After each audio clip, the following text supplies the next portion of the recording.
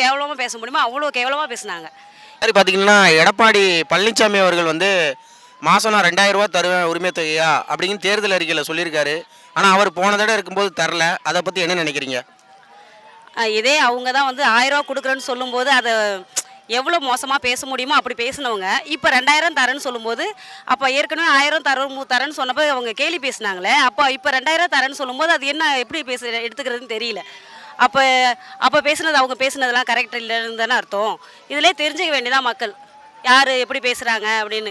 ஏன்னா 1000 ரூபா முன்னாடி தரேன்னு சொல்லும்போது மக்களை வந்து சமூக நம்ம ஐயா வந்து அவ்வளோ மக்களுக்கு 1000 ரூபா கொடுத்து லேடிஸுக்கு கொடுக்குறாங்க, அது எவ்வளோ கேவலமாக பேச முடியுமோ அவ்வளோ கேவலமாக பேசுனாங்க.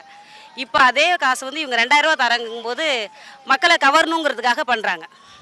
அதே மாதிரி பார்த்தீங்கன்னா பிரதமர் மோடி வந்து 2 நாளைக்கு முன்னாடி தமிழ்நாட்டுக்கு வந்துட்டு அவங்களுடைய கூட்டணி தான் ஜெயிக்கும்னு சொல்கிறாரு. அதை பற்றி என்ன நினைக்கிறீங்க? சொல்லிகிட்டே இருக்க வேண்டியதுதான். அவங்க போன வாட்டியும் அப்படி தான் சொன்னாங்க, இப்போயும் அதே சொல்லிட்டு இருக்காங்க. சொல்லிகிட்டே இருக்க வேண்டியதுதான். நம்ம பட்டில் ஜெயிச்சுட்டு போயிட்டே இருக்க வேண்டியதுதான். ரொம்ப நன்றிங்க. தேங்க்ஸ்.